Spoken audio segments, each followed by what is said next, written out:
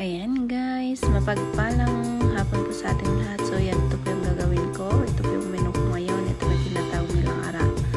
So ito po, aking pong pre-prito yung giniling na karne.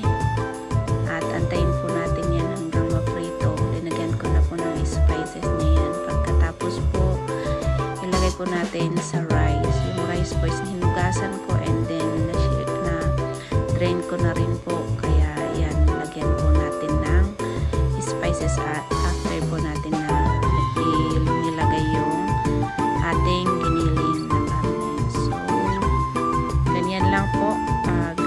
I-mix-mix lang po yan. And then, lagyan din po natin ng asin at saka kaunting olive oil para masarap po siya. And then, tikman po natin kung tama na po yung kanyang asin at timpla. And then after that, yan, nilagyan ko ang konti kasi kulang pa. And then, ito na po. Ito po ay ating pong isisiksik. Ilalagay dito sa loob po ng ano to, yung tabungaw na ito. Itong ara, lagyan po natin yan sa loob niya hanggang mapuno po.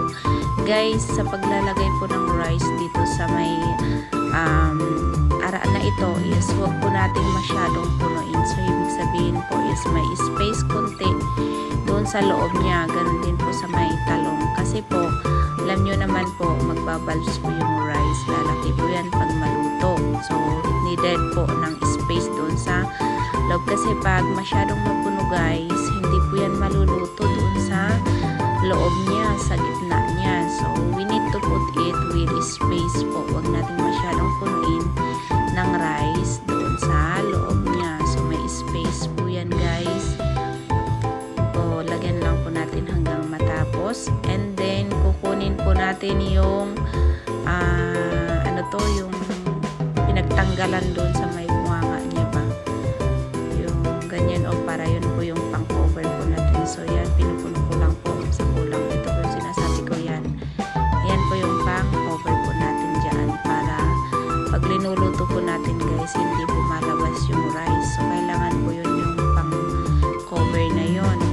At kung mapansin nyo po guys, may space pa rin po para po makapasok yung tubig doon sa may loob niya para maluto po yung rice sa loob nito. So, ganun lang po guys ang ating gagawin sa may ara na sinasabi ng Arabic. So, guys, sa mga Middle East yan, ito po ay nakakatulong. I hope na nakakatulong po sa atin ito. So, ganyan lang yung gagawin natin pagluto. And then, lagay na natin sa kaldero. Ito na po mga guys. Yung kamatis po na yun ng kulay red na nakita nyo po, kamatis po yan na which is linagay ko na po sa freezer. Ang ginawa ko po sa kamatis na yan is blender ko po. Then, linagay ko sa freezer kaya ganyan po. Kasi sayang naman yung kamatis, di ba, na masisira dun sa ref namin.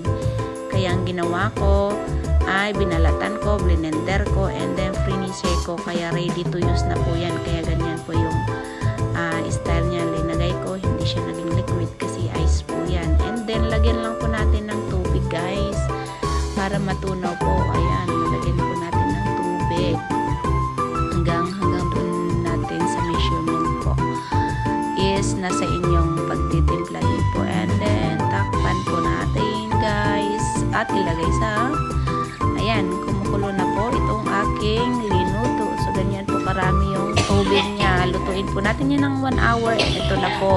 Tapos na po guys.